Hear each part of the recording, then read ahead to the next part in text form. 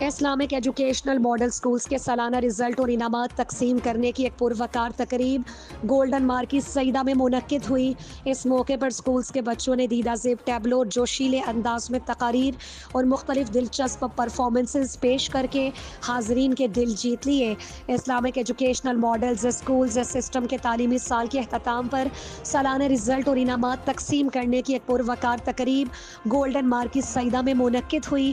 تقریب میں Islamic educational model schools کے تحت چلنے والے Islamic education school Thatta Khan Muhammad, Islamic educational model school Qadir Abad اور گورنمنٹ گرلز کمیونٹی اسکول ٹھٹی میکن اسکول کے طلباء و طالبات سمیت والدین نے بھرپور شرکت کی۔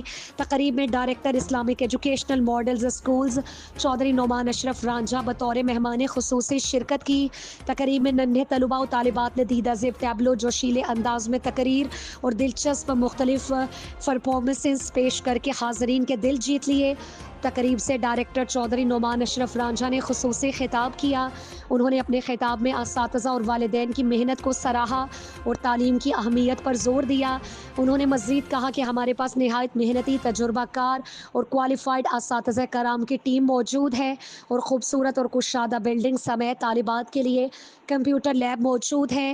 تقریب کے اختتام پر سالانہ امتحانات میں نمایاں پوزیشن حاصل کرنے والے طلباء و طالبات میں ٹرافیاں اور میڈل تقسیم کی گئیں، جسے والدین اور بچوں نے خوب سراہا اور داد میں خوب تالیاں بجائیں۔